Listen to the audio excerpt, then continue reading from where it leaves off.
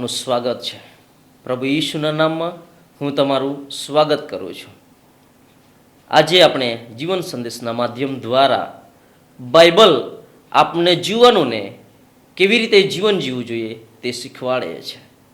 મારો આજનો વિષય છે વ્યભિચારથી નાશો. બાઇબલ આપણને કહે છે જુવાન માણસ પોતાનો જીવનક્રમ સાથી શુદ્ધ કરી શકે. બાઇબલના વચનો પ્રત્યે સાવધ રહેવાથી, બાઇબલના વચનો યાદ રાખીને તે પાળવાથી બાઇબલ આપણને શીખવે છે વ્યભિચારથી નાશો. માણસ જે કોઈ બીજા પાપ કરે તે શરીરની બહારના પાપ છે, પણ માણસ જો વ્યભિચાર કરે છે તો તે પોતાના શરીરની વિરુદ્ધ પાપ કરે છે એવું બાઇબલ આપણને 1 કોરિન્થી 6 અધ્યાય અને 18મી કલમમાં આપણને કહે છે.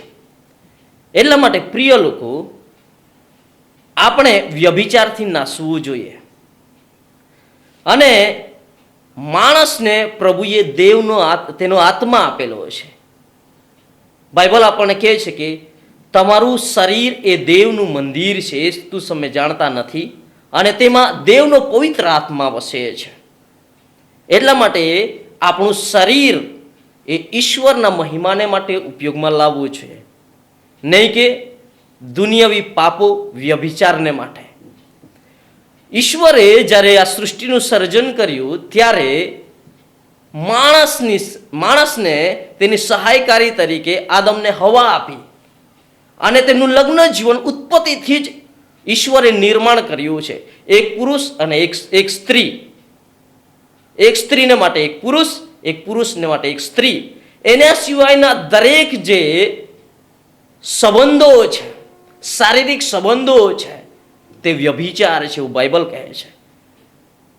એટલા માટે આજે શું જુવાન ભાઈ અથવા તો જુવાન બેન, શું તમારા જીવનમાં પણ આવા સમય ચાલી રહ્યો છે? શું તમારા જીવનમાં વ્યભિચાર તમે કરી રહ્યા છો?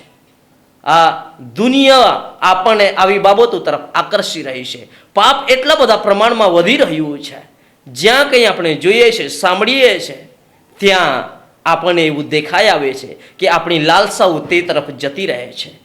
પણ પ્રિય ભાઈ અથવા પ્રિય બહેન, હું તમને પ્રભુ ઈશુના નામથી પ્રભુનું વચન કહેવાની ઈચ્છા રાખું છું. આ શરીર એ દેવનું મંદિર છે. એ દેવના મહિમાને માટે આપણે ઉપયોગ કરવો જોઈએ. આમાં દેવનો આત્મા વસે છે. તેને આપણે ખિન્ન નહીં કરવું જોઈએ, તેને આપણે દુઃખી નહીં કરવું જોઈએ, કેમ કે એક દિવસ ઈશ્વર આપણો ન્યાય કરશે. અને આપણને જે આત્મા આપ્યો છે તેના દ્વારા આપણે હંમેશા ઈશ્વરને મહિમા આપવાનો છે. તેના માટે જ આપણને આ જગતમાં સર્જન કરવામાં આવ્યું છે કે હંમેશા આપણે ઈશ્વરને મહિમા આપીએ. તમારું જીવન મૂલ્યવાન છે પ્રિય ભાઈ અને પ્રિય બહેન. આ શરીર દ્વારા હંમેશા દેવને મહિમા આપો, અને તે દ્વારા તમે ઈશ્વરની સ્તુતિ કરી શકો છો. અને જ્યારે આપણે ઈશ્વરની આજ્ઞાઓ માનીએ છીએ, ઈશ્વરની આજ્ઞા પાળીએ છીએ, ત્યારે ઈશ્વર આપણને આશીર્વાદો આપે છે. ઈશ્વર આપણી કાળજી રાખે છે. જેમ બાપ પોતાના દીકરાની કાળજી રાખે છે, તેનાથી વિશેષ સ્વર્ગીય પિતા તે આપણી કાળજી રાખનાર દેવ છે. એટલા માટે શું તમે આ જગતના પાપોના અપરાધોમાં જીવન જીવી રહ્યા છો? તમારું શરીર શું વ્યભિચારને અર્થે તમે વાપરી રહ્યા છો? તો આજે પ્રભુના વચનથી હું તમને કહેવા માંગુ છું, તમે ત્યાંથી થોભી જાઓ. તમારું જીવન વિશે વિચાર કરો. તમારા જીવન વિશે ચિંતન કરવાનો સમય છે, કેમ કે એક દિવસ ઈશ્વર તમારો ન્યાય કરશે. હું પણ મારા પોતાના વ્યક્તિગત જીવનમાં વ્યભિચારમાં મારું જીવન જીવી રહ્યો હતો, પણ એક દિવસે ઈશ્વરનું વચન મારા સમજમાં આવ્યું. કોઈકે મને સમજાવ્યું, અને ઈશ્વરનું વચન જ્યારે મારા હૃદયની સાથે સ્પર્શ થયો, અને ઈશ્વરે મને આ બાબતમાંથી મુક્તિ આપી છે. દેવનો આત્મા આપણને આ પાપોમાંથી છોડાવે છે. આજે પ્રિય ભાઈ અથવા પ્રિય બહેન, હું તમને કહેવા માગું છું, જો તમે પ્રભુને પરવાનગી આપશો તમારા જીવનમાં, તો તે તમને મદદ કરશે આવા પાપોમાંથી મુક્ત થવાને માટે. વ્યભિચારમાંથી કેવળ ઈશુ તમને મુક્ત કરી શકે છે. આ જગતનું શિક્ષણ તમને તેમાંથી બહાર નહીં કાઢી શકે.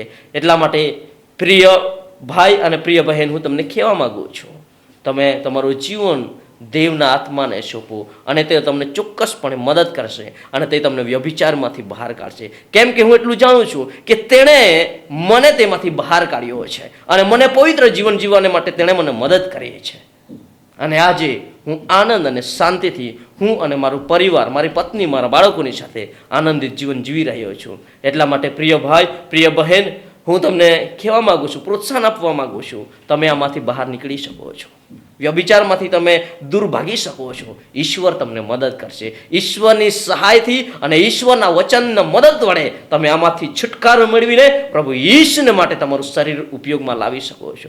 હું તમારા માટે પ્રાર્થના કરવાની ઈચ્છા રાખું છું. પ્રભુ, વાલા ભાઈને માટે અથવા વાલી બહેનને માટે હું પ્રાર્થના કરું છું. તેમના જીવનમાં વ્યભિચારના પાપમાં તેઓ લદાયેલા છે.